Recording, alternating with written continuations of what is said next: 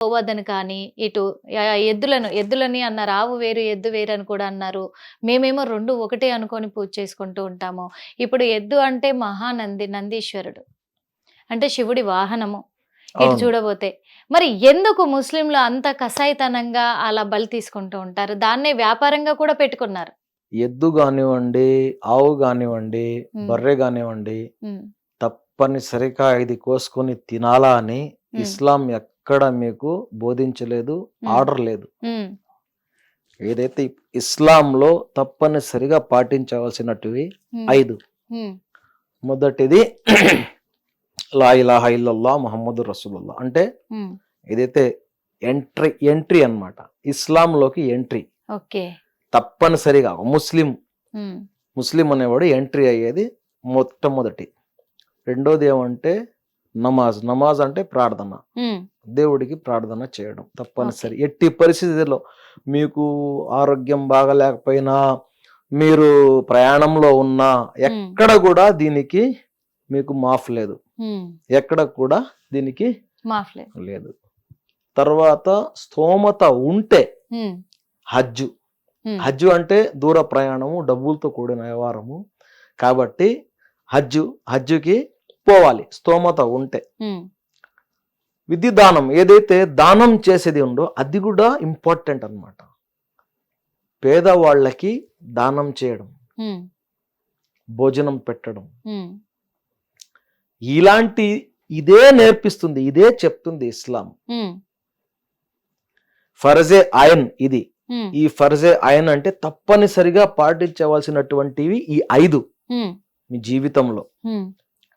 ఫర్జే కిఫాయా అంటారు. హ్మ్. ఫర్జే కిఫాయా అంటే తల్లిదండ్రులని బాధ్యతగా చూసుకోవడం, హ్మ్. వాళ్ళ సేవలు చేయడం, హ్మ్. భార్య హక్కులు ఇవ్వడం, హ్మ్. బిడ్డల్ని సరైన మార్గంలో పెంచడం, హ్మ్. చుట్టుపక్కన ఇరుగు పొరుగు వారు హ్మ్. బాధతో ఉంటే వాళ్ళని ఓదార్చడం, హ్మ్. నీ పొరుగువాడు ఆకలితో ఉంటే నువ్వు గాని భోజనం చేస్తే హ్మ్. అది నువ్వు ముస్లిమే కాదు. కాదు. ఇది కూడా తప్పనిసరి. హ్మ్.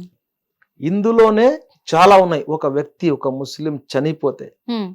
తప్పనిసరిగా నువ్వు అతనికి అంత్యక్రియల్లో పాల్గొనాలి. వాడు ఎవడో కూడా తెలిసి ఉండదు. హ్మ్. ఒక ముస్లిం మోడల్లో కానీ శవం పోతుంటే నేను కూడా కారు దిగేసి తొందరగా పోసి 4 అడుగులు. ఇది అంతా మానవత్వంతో కూడినటువంటి పనులు అన్నమాట ఇస్లాంలో. హ్మ్. ఇప్పుడు శవంని ఖచ్చితంగా మోయాల్సిందే అని చెప్పి ఎందుకు చెప్తున్నారు అంటే, కొంతమంది చనిపోతే వాళ్ళకి మోసేవాళ్ళు ఎవరు ఉండరు. ఒక 9 10 మంది ఉంటారు. 1 కిలోమీటర్ 2 కిలోమీటర్లు మోసుకొని పోవాలంటే హ్మ్. వాళ్ళ భుజాల మీద పుండ్లు వచ్చేస్తాయి. అవును. కాబట్టి ఇది పాటించాలని ప్రతి ముస్లిం పాటించాలి అంటే దారిలో ఎవరు కనిపించినా 4 అడుగులు మోసిపోతారు. హ్మ్. ఇలాంటిదే బోధిస్తుంది ఇస్లాం మీకు. గుడ్డు మాంసము, ఆవు మాంసము, ఏ మాంసము కూడా మీరు ఖచ్చితంగా తినాలి అని చెప్పి లేదు. మరెందుకు మీరు తినవచ్చు. మా వృత్తి కూడా ఇదే అని చెప్పేసి ఎందుకు ఇలా ఉన్నారు చాలా అదే మంది అమ్మా ముస్లింలు? చెప్తుండేది. హ్మ్. ఇప్పుడు మీకు ఖురాన్లో ఇవి మీకోసం ఆమోదించబడినవి, హ్మ్.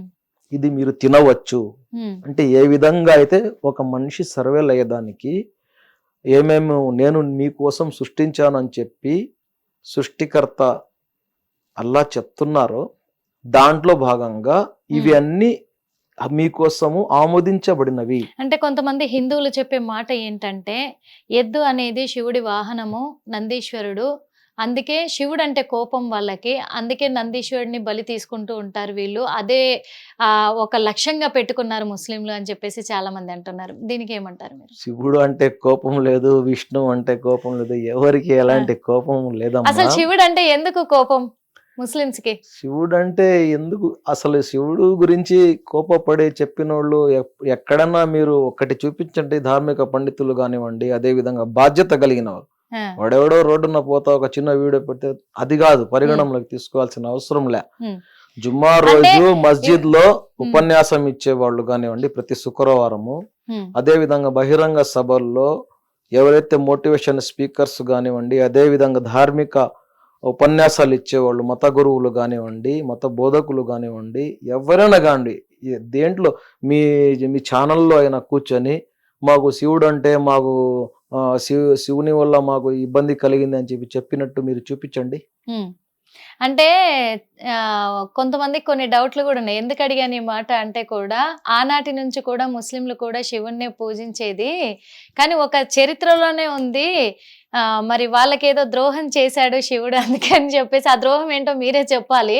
ద్రోహం చేశాడు అందుకే అప్పటి నుంచి శివుడు అంటే కోపం వీళ్ళకి, అందుకే వీళ్ళు శివుడి వాహనమైనటువంటి మహానందీశ్వరుని బలి తీసుకుంటూ ఉంటారు అని చెప్పేసి కూడా చరిత్రలోనే ఉంది అని చెప్పేసి కూడా అంటూ ఉంటారు.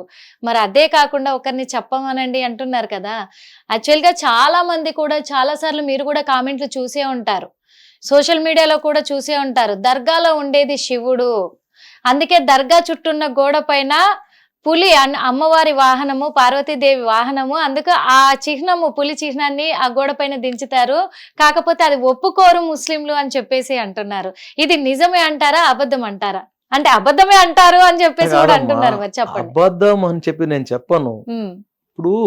ఇప్పుడు మీరు ఒకటి చెప్పారు, అది ఏ విధంగా వచ్చింది, ఆవిర్భవించింది అని చెప్పి నేను చెప్పగలను. ఓకేనా?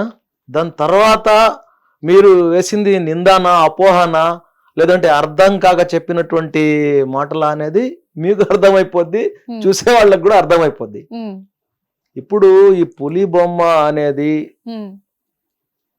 పరమశివునితో అసలు ముస్లింలకు విభేదం ఉంది, ముస్లింలు ద్వేషిస్తారు, ముస్లింలు ఆయన్ని వ్యతిరేకిస్తారు అని చెప్పి నేను ఎక్కడైతే చూడలేదు. అంటే హిట్ టీవీ యాప్, ఇందులో short news, live news, entertainment shows, movies, digital magazines తో పాటు మీ జిల్లా వార్తలను కూడా ఫ్రీగా చూడొచ్చు.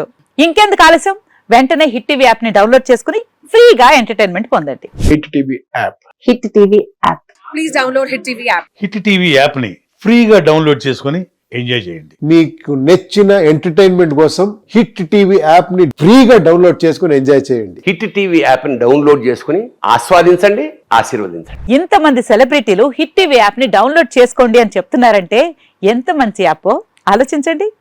అమెరికా అమెరికా అమెరికా అమెరికాలో చదవాలనుకునే వాళ్ళకి విశ్వసనీయమైన పేరు మన శౌర్య కన్సల్టెన్సీ. UK లో 1 year masters, UK లో 1 year masters, 2 years work permit up to 5 years visa. Contact Saurya Consultancy. Contact 89851 89851.